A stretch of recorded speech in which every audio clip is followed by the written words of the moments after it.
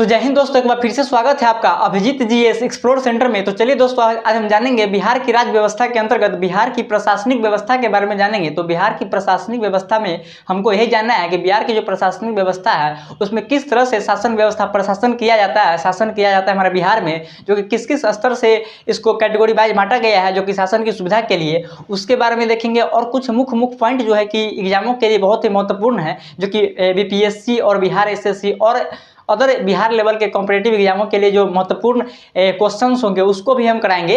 तो दोस्तों ध्यान दीजिएगा यहाँ पे बोर्ड पे, जो कि हमको समझना है कि अभी जो कि जैसे कि यहाँ पे लिखा हुआ है कि बिहार की राज्य व्यवस्था यानी बिहार की जो प्रशासनिक व्यवस्था यानी इंग्लिश में उसको बोलते हैं एडमिनिस्ट्रेटिव सिस्टम ऑफ बिहार, यानी कि जिसमें हम सबसे पहले तो देखेंगे राज्य है। तो राज्य जो कि राज्य कैसे इसका राज्य का निर्माण किस तरह से होता है, और प्रमंडल का निर्माण किस तरह से होता है, जिला का निर्माण किस तरह से होता है, और अनुमंडल का निर्माण किस तरह से होता है। इस सामुदायिक विकास प्रखंड, जिसको हम प्रखंड कॉमन रूप में बोलते हैं, प्रखंड के नाम से जानते हैं। और आगे है ग्राम पंचायत, इसका निर्माण किस तरह से होता है। तो इसके बारे में हम जानेंगे। तो सबसे पहले तो हम देखते हैं कि राज्य तो है ही, तो राज्य यहाँ पर जो भी देख रहे हैं कि राज्य सबसे बिहार एक राज्य है जिसमें सबसे ऊंचला पद राज्य स्तर पर जो शासन व्यवस्था होता है, और निचला पद देख लीजिए यहाँ पे ग्राम स्तर पर जो शासन व्यवस्था होता है, जो कि ग्राम पंचायत जो कि है शासन की सबसे छोटी इकाई को बोला जाता है। प्रशासनिक व्यवस्था में शासन की सबसे छोटी इकाई को हम बोलते हैं ग्राम पंचायत। तो ग्राम पंचायत और राज्य स्तर पर जो चुनाव होता है, जो शासन होता है, वो जनता के द्वारा चुना गया प्रतिनिधि के द्वारा इस पर शासन किया जाता है। ग्राम पंचायत और राज्य पर जैसे कि मुख्यमंत्री, मंत्री परिषद जो भी हुए वो सभी जनता के द्वारा चुने जाते हैं। और ग्राम पंचायत में मुखिया हो गया, सरपंच हो गया, और जो भी हो गया जिला परिषद हो गया, पंच हो गया, वार्ड हो गया, ये सभी चुने जाते हैं जनता के द्वारा वोट देने पर।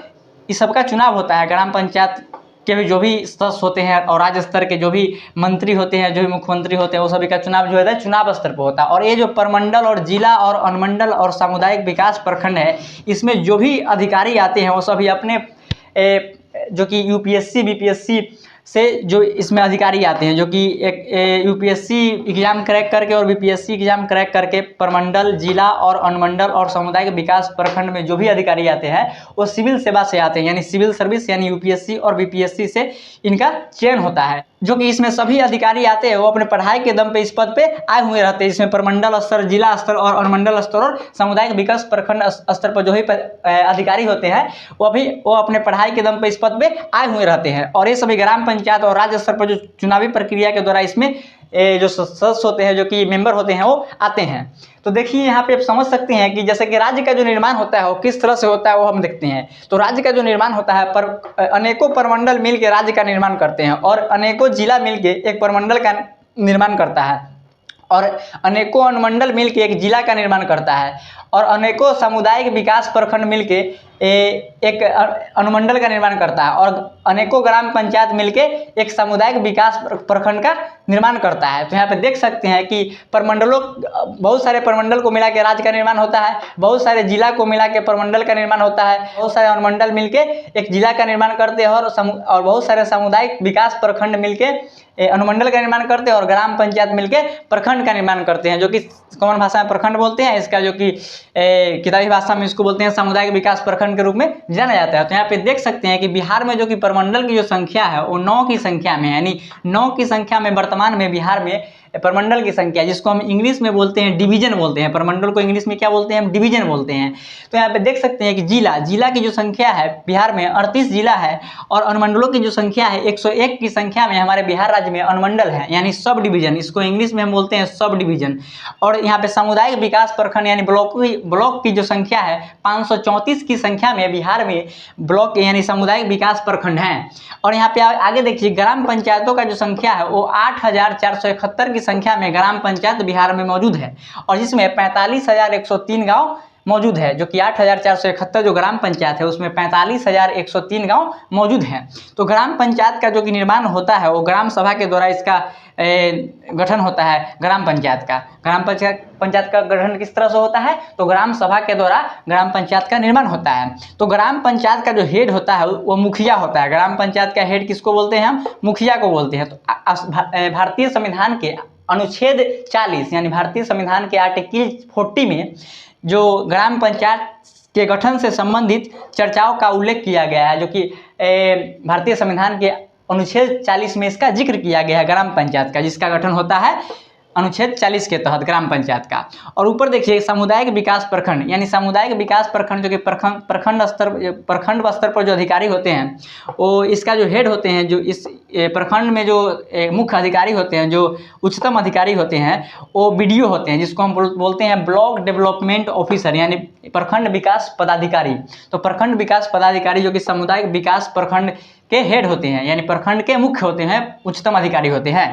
और अनुमंडल देखिए, अनुमंडलों की जो संख्या 101 है, जिसमें अनुमंडल का जो उच्चतम अधिकारी होता है वो होता है एसडीएम होता है, यानी sub divisional magistrate. Sub divisional magistrate होता है अनुमंडल का उच्चतम अधिकारी, सब डिविजनल मजिस्ट्रेट, जिसको एक एसडीएम होते हैं और अनुमंडल में ही एसडीएम बैठते हैं और एसडीओ भी अनुमंडल में ही बैठते हैं, एसडीओ यानी सब डिविजनल ऑफिसर। तो एसडीओ और एसडीएम भी अनुमंडल में ही बैठते हैं। तो प्राय जो कि सामान्यतः जो कि अधिकतर देखा गया है कि एसडीएम और एसडीओ का जो कार्यभार होता है वो एक ही अधिकारी, यानी एसडीएम के पास ही एसडीओ का भी कार्यभार रहता है।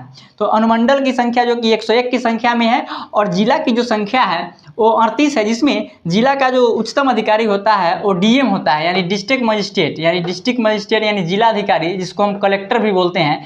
तो जिला अधिकारी जो कि राजस्व को भी वो कैलकुलेट करता है, तो इसीलिए हम उसको कलेक्टर भी बोलते हैं जिला अधिकारी को, जिसको डिस्ट्रिक्ट मजिस्ट्रेट के रूप में हम जानते हैं। तो जिला का जो उच्चतम अधिकारी होता है वो डिस्ट्रिक्ट मजिस्ट्रेट होता है।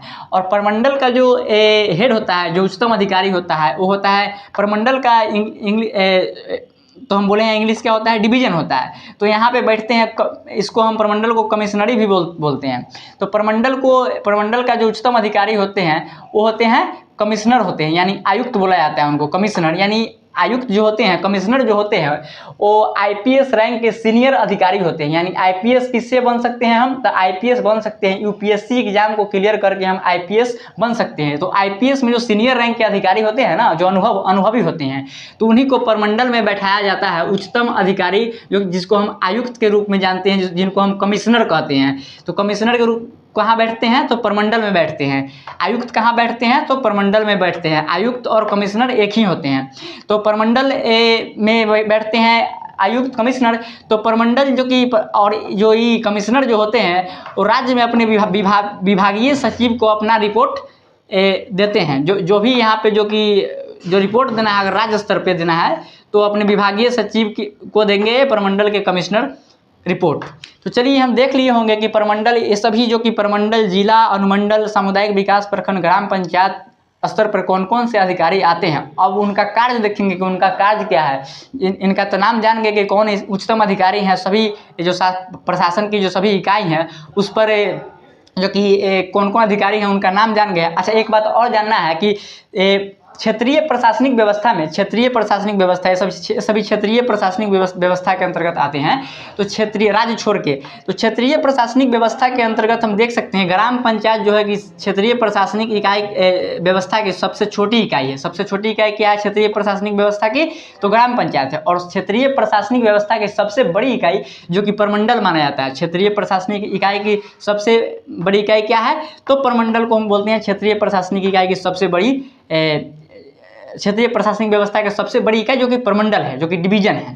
तो देख सकते हैं कि बिहार में प्रमंडलों की संख्या 9 है, जिला की संख्या 38 है, अनुमंडल की संख्या 101 है और सामुदायिक विकास प्रखंड की संख्या 534 है और ग्राम पंचायत की संख्या 8471 की संख्या में है और जिसमें 45,103 गाँव मौजूद हैं। तो यहाँ पे देखिए कि कौन कौन से बिहार राज्य में अभी प्रमंडल हैं और इसके बारे में जानते हैं। उसके बाद जानेंगे कि इसके अधिकारियों का जो कार्य है, कौन कौन से अधिकारी आए हैं। और यहाँ जैसे कि सामुदायिक विकास प्रखंड, जो सामुदायिक विकास प्रखंड का जो हम उच्चतम अधिकारी बोले थे ब्लॉक डेवलपमेंट ऑफिसर होते हैं, यानी बीडीओ होता है। तो ब्लॉक डेवलपमेंट ऑफिसर के साथ एक और अधिकारी आते हैं जिसको हम बोलते हैं सीओ बोलते हैं, सर्किल ऑफिसर बोलते हैं, जिनको हम अंचला अधिकारी के रूप में जानते हैं, सीओ। तो सीओ का जो कार्य है भूमि संबंधी कार्य जो के बारे में वो जो डाटा जो है एकत्रित करते हैं, उसको संचालित करते हैं। तो हम इसके बारे में तो समझेंगे ही, उसके कार्यों के बारे में, अधिकारियों के कार्यों के बारे में। लेकिन हम सबसे पहले तो एक वीडियो का चर्चा हुआ था प्रखंड स्तर पे, तो एक और अधिकारी आते हैं सर्किल ऑफिसर, उसका भी जिक्र हमने कर दिया है। तो चलिए हम उनके कार्यों के बारे में हम आगे बताएंगे।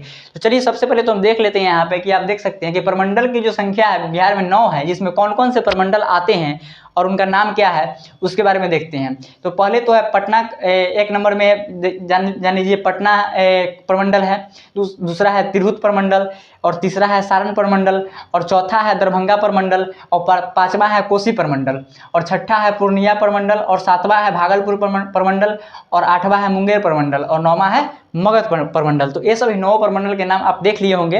तो एक बात और हम बता देना चाहते हैं, अभी तो वर्तमान में बिहार में 9 प्रमंडल है। तो पहले तो बिहार झारखंड एक ही था ना, तो उस समय प्रमंडलों की संख्या किस तरह से डिवाइड हुआ और कैसे इसका क्रियान्वित किया गया उसके बारे में कुछ समझते हैं।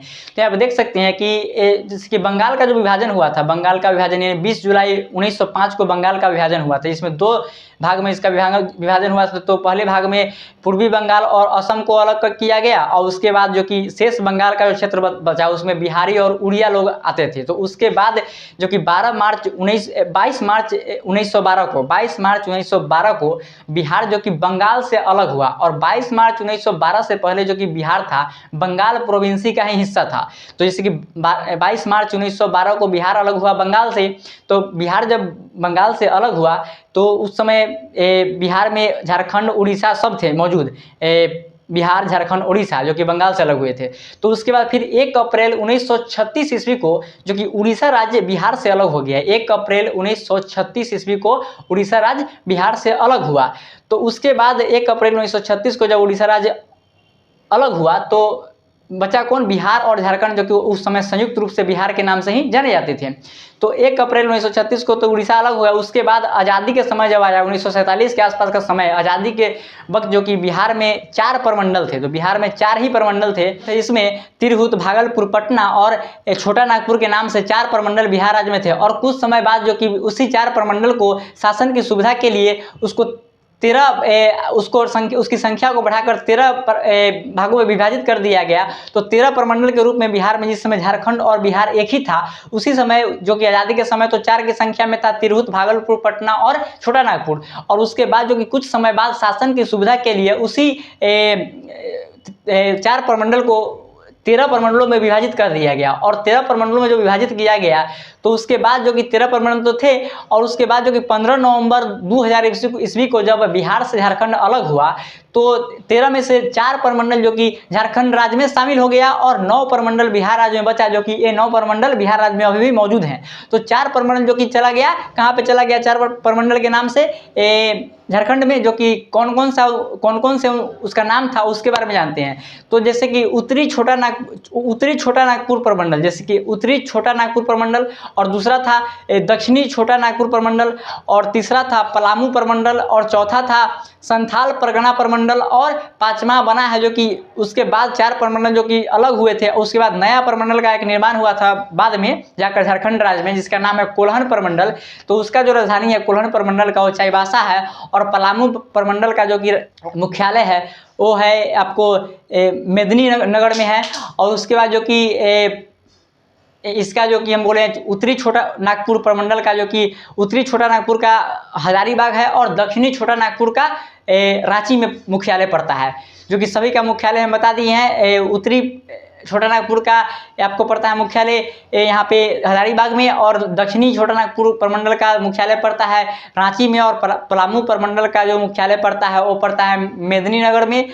और यहाँ पे आगे देखिए, यहाँ पे जो एक संथाल परगना प्रमंडल का जो मुख्यालय हम बताए हैं वो पड़ता है आपको दुमका में। और एक और है जो कि नया निर्माण हुआ है कोल्हन प्रमंडल, उसका जो कि मुख्यालय पड़ता है चाईबासा में पड़ता है। तो देख लिए होंगे कि झारखंड राज्य में कैसे किस तरह से इस बिहार और झारखंड का जो प्रमंडलों का जो विभाजन हुआ और उसका कुछ इतिहास था उसके बारे में भी समझाए हैं आपको हम। और यहाँ पे अब आगे तो यहाँ पे देख सकते हैं कि हम सभी चीज़ों को कवर कर लिए हैं, इसके प्रमंडलों की संख्या और कैसे इसका इतिहास था प्रमंडल का उसके बारे में जान चुके हैं, और कौन कौन से अधिकारी आए थे उसके बारे में जाने हैं, और जो अधिकारी आए उनका कुछ कार्य क्षेत्र जानते हैं। और उसके बाद में इसके बारे में जो कि बिहार के प्रशासनिक व्यवस्था के बारे में कुछ और आगे समझते हैं। तो ध्यान दीजिएगा मेरी बातों को और ध्यान दीजिए बोर्ड पे। तो चलिए दोस्तों, अब हम आगे देखते हैं कि बिहार राज्य के जो 9 प्रमंडल है उसका मुख्यालय कहाँ है और कौन कौन से जिला सम्मिलित है प्रत्येक प्रमंडल में, उसके बारे में समझते हैं। तो यहाँ पे देख सकते हैं रेड कलर में जो भी वर्ड लिखा गया है वो सभी प्रमंडल का मुख्यालय का नाम है। रेड लाइन में, रेड कलर में जो वर्ड लिखा गया है वो सभी प्रमंडल, जो कि 9 प्रमंडल का ही मुख्यालय का नाम है और ये सभी जिला का नाम है। तो यहाँ पे देख सकते हैं पटना प्रमंडल का जो मुख्यालय है वो पटना है और इसमें कौन कौन से जिला सम्मिलित है पटना प्रमंडल में वो ध्यान देना है। तो यहाँ पे देख सकते हैं कि पटना प्रमंडल में तो पटना जिला है ही, और उसके बाद नालंदा जिला है, उसके बाद बक्सर जिला है, उसके बाद भोजपुर जिला है, उसके बाद रोहतास जिला जो कि पटना प्रमंडल के अंतर्गत शामिल है, जो कि पटना प्रमंडल के अंतर्गत 1 2 3 4 जिला सम्मिलित है। पटना नालंदा 5 जिला, 1 2 3 4 5 यानी पटना, नालंदा, बक्सर, भोजपुर और रोहतास, जो कि ये सभी जिला सम्मिलित है पटना प्रमंडल में। और देखिए आगे चलिए हम देखते हैं तिरहुत प्रमंडल के बारे में देखते हैं, यानी तिरहुत डिवीजन के बारे में देखते हैं। तो तिरहुत प्रमंडल का जो मुख्यालय है वो मुजफ्फरपुर है। तो मुजफ्फरपुर एक जिला भी है और यहाँ पे तिरहुत प्रमंडल का जो मुख्यालय मुजफ्फरपुर है और इसमें कौन कौन से जिला सम्मिलित है उसके बारे में देखते हैं। तो एक मुजफ्फरपुर तो जिला है ही जो कि तिरहुत प्रमंडल का मुख्यालय है, और दूसरा जिला है पश्चिमी चंपारण, और तीसरा जिला है पूर्वी चंपारण, और चौथा जिला है सीतामढ़ी, और 5वां जिला है शिवहर, और 6ठा जिला है वैशाली। यानी कि तिरहुत प्रमंडल में 6 जिला सम्मिलित है, 6 जिला सम्मिलित है तिरहुत प्रमंडल में। मुजफ्फरपुर, पश्चिमी चंपारण, पूर्वी चंपारण, शिवहर, सीतामढ़ी और वैशाली, जो कि ये तिरहुत प्रमंडल में शामिल है। तो आगे देखते हैं हम सारण प्रमंडल के बारे में देखते हैं। तो सारण प्रमंडल में जो कि सारण प्रमंडल का जो मुख्यालय है वो छपरा है। सारण प्रमंडल का मुख्यालय कहाँ है? छपरा है। छपरा जो कि सारण जिला के अंतर्गत ही आता है, तो बोल सकते हैं कि सारण प्रमंडल का जो मुख्यालय छपरा है, जिसमें जो जिला की संख्या है सारण प्रमंडल में वो है, एक तो सारण जिला है ही, उसके बाद सिवान है, उसके बाद गोपालगंज है, यानी 3 जिला सम्मिलित है सारण प्रमंडल में। गोपालगंज, सिवान, गोपालगंज और छपरा, सारण, सिवान, गोपालगंज और सारण। सारण जिला है, छपरा जिला नहीं है। सिवान, गोपालगंज और सारण। सारण जो कि छपरा जो कि सारण जिला का डिस्ट्रिक्ट मुख्यालय पड़ता है, जो कि सारण जिला का सबसे अच्छा सिटी छपरा को माना जाता है, तो छपरा है। तो छपरा में ही सारण प्रमंडल का मुख्यालय है, जो कि 3 जिला सम्मिलित है सारण प्रमंडल में, जिसमें सारण, सिवान और गोपालगंज। और आगे देखते हैं, यहाँ पे देखिए कि दरभंगा प्रमंडल में कितने जिला सम्मिलित है और इसका मुख्यालय कहाँ है। तो दरभंगा प्रमंडल का जो मुख्यालय है वो दरभंगा में ही है, दरभंगा जिला में ही है, दरभंगा ही। और आगे देखते हैं इसमें मधुबनी और समस्तीपुर, जो कि 2 जिला और सम्मिलित है इसमें। दरभंगा, मधुबनी और समस्तीपुर को मिलाकर दरभंगा प्रमंडल का निर्माण किया गया है। और कोसी प्रमंडल का जो निर्माण है और उसका मुख्यालय सहरसा है। कोसी प्रमंडल का मुख्यालय कहाँ है? सहरसा जिला में है, और इसमें 3 जिला सम्मिलित है। इसमें सहरसा जिला तो है ही, उसके बाद मधेपुरा जिला और सुपौल जिला सम्मिलित है कोसी प्रमंडल में। तो चलिए अब आगे देखते हैं कि पूर्णिया प्रमंडल में कितने जिला सम्मिलित है और इसका मुख्यालय कहाँ है। तो पूर्णिया प्रमंडल में, तो पूर्णिया इसका मुख्यालय है, पूर्णिया प्रमंडल का मुख्यालय भी पूर्णिया है, और इसमें और जिला है जो कि कटिहार है, अररिया है और किशनगंज है। अररिया, कटिहार, अररिया और किशनगंज के अलावा पूर्णिया जिला भी, इसमें 4 जिला को मिलाकर एक पूर्णिया प्रमंडल का निर्माण किया गया है। और आगे देखते हैं भागलपुर प्रमंडल के बारे में देखते हैं। तो भागलपुर प्रमंडल का जो मुख्यालय है वो भागलपुर में ही है, और इसमें एक और जिला सम्मिलित है जिसमें बांका जिला है। तो बांका और भागलपुर जिला को मिलाकर भागलपुर प्रमंडल का निर्माण किया गया है। और आगे देखिए यहाँ पे लिखा गया है कि मुंगेर प्रमंडल। तो मुंगेर प्रमंडल का जो मुख्यालय है वो मुंगेर में ही है, और मुंगेर, बेगूसराय, जमुई, खगड़िया, लखीसराय और शेखपुरा, जिसमें मुंगेर प्रमंडल में 6 जिला सम्मिलित हैं, जिसमें 6 जिला में है, देखिए यहाँ पे मुंगेर, बेगूसराय, जमुई, खगड़िया, लखीसराय और शेखपुरा जिला सम्मिलित है मुंगेर प्रमंडल में, और इसका मुख्यालय है मुंगेर में ही है। और मगध प्रमंडल का जो मुख्यालय है वो देखिए गया में है। मगध प्रमंडल का मुख्यालय कहाँ है? गया में है। और इसका और जो जिला सम्मिलित है इसमें नवादा, औरंगाबाद, जहानाबाद और अरवल, जहानाबाद, औरंगाबाद, नवादा और गया, इसमें 5 जिला सम्मिलित है मगध प्रमंडल में। तो आप देख लिए होंगे कि बिहार के जो 9 प्रमंडल है उसका मुख्यालय कहाँ है, और उसमें कौन कौन से राज्य और कितनी संख्या में राज्य मौजूद, कौन कौन से जिला और कितनी संख्या में जिला उसमें मौजूद है, उसके बारे में आप देखे होंगे। तो चलिए अभी तो आप समझ चुके हैं इसके बारे में, प्रमंडलों के बारे में। तो और कुछ फैक्ट्स है जो कि एग्जामों के लिए महत्वपूर्ण है, और कुछ अधिकारी का जो कार्य है प्रणाली है, जो कि प्रमंडल स्तर पर, जिला स्तर पर, अनुमंडल स्तर पर, प्रखंड स्तर पर और ग्राम पंचायत स्तर पर जो भी अधिकारी आते हैं उनके थोड़ा कार्यों के बारे में जान लेते हैं हम। और उसके तो फिर से आइए दोस्तों, देखिए बोर्ड पे ध्यान दीजिएगा। हम देखते हैं कि अभी जो जितने भी अधिकारी आते हैं जिला स्तर, अनुमंडल स्तर, प्रखंड स्तर और ग्राम पंचायत स्तर पर, उस सभी अधिकारी के जो कार्य प्रणाली है उसके बारे में हम जानते हैं। तो यहाँ पे ध्यान दीजिएगा, जिला अधिकारी यानी डीएम के बारे में जानते हैं। जिला अधिकारी या उसको कलेक्टर के नाम से भी हम जानते हैं। तो जिला अधिकारी डीएम का जो कार्य होता है वो कार्य होता है राजस्व निरीक्षक का कार्य होता है एवं विधि व्यवस्था को कायम रखना होता है जिला में जो कि राजस्व निरीक्षक का कार्य करता है और विधि व्यवस्था को बनाए रखने का कार्य करता है जिला अधिकारी यानी कलेक्टर, यानी डीएम बोला जाता है उसको इंग्लिश में, यानी डिस्ट्रिक्ट मजिस्ट्रेट। तो अब एसडीएम देखते हैं। तो जिला अधिकारी जो कि जिला में बैठता है और जो कि यूपीएससी रैंक का अधिकारी होता है, आईएएस रैंक का अधिकारी होता है, जो कि आईएएस ऑफिसर ही जिला अधिकारी बनता है। तो यहाँ पे अब आगे देखिए, हम देखते हैं कि एसडीएम और एसडीओ का कार्य क्या है। तो एसडीएम जो कि सब डिविजनल मजिस्ट्रेट और सब डिविजनल ऑफिसर, यानी सब डिविजनल, ये भी यूपीएससी रैंक का अधिकारी होता है। एसडीएम भी यूपीएससी से ही आता है और एसडीओ भी उसी रैंक का अधिकारी होता है। तो एसडीएम और एसडीओ, तो एसडीएम का जो कार्य है वो होता है कि क्रमशः यहाँ पे लिखा गया है, तो क्रमशः माने कि एसडीएम का जो कार्य होगा ये है और एसडीएम का कार्य जो कि विधि व्यवस्था बनाए रखने का कार्य होता है और एसडीओ का जो कार्य होता है वो भूमि संबंधी सभी क्रियाओं को निष्पादित करता है। जो कि एसडीओ जो होता है, सब डिविजनल ऑफिसर जो होता है, भूमि संबंधी सभी क्रियाओं को निष्पादित करता है और एसडीएम जो है विधि व्यवस्था को कायम रखता है, वो अनुमंडल स्तर पर यानी सब डिविजनल स्तर पर जो कि विधि व्यवस्था को कायम रखता है एसडीएम। तो एसडीएम और एसडीओ प्राय हमेशा जो कि समानता जो कि होता है कि एसडीएम को ही एसडीओ का भी कार्य संभालना पड़ता है। तो यहाँ पे आप आगे देखिए कि ब्लॉक स्तर पर जो कि प्रखंड स्तर पर एक अधिकारी होता है बीडीओ, जो कि उसका जो कार्य होता है वो होता है कृषि विकास करना, जिसका फुल फॉर्म होता है बीडीओ का ब्लॉक डेवलपमेंट ऑफिसर यानी प्रखंड विकास पदाधिकारी। तो उसका कार्य है कृषि विकास करना और उद्योग को बढ़ावा देना, राहत, पुनर्वास, चिकित्सा व्यवस्था और प्राथमिक शिक्षा तथा पशुधन को विकास करते रहना। ये सभी उसके जो कि प्राथमिक उपचार है, प्राथमिक स्रोत है जो कि मानव जीवन के लिए, वो सभी का यहाँ पे इसका पूर्ति करना आवश्यक बनता है बीडीओ का, जो कि प्रखंड स्तर का अधिकारी है। तो अब आगे देखिए सीओ, जो कि ये भी प्रखंड स्तर जो कि अंचलाधिकारी के नाम से जाना जाता है, जिसको सर्किल ऑफिसर इसको हम इंग्लिश में बोलते हैं।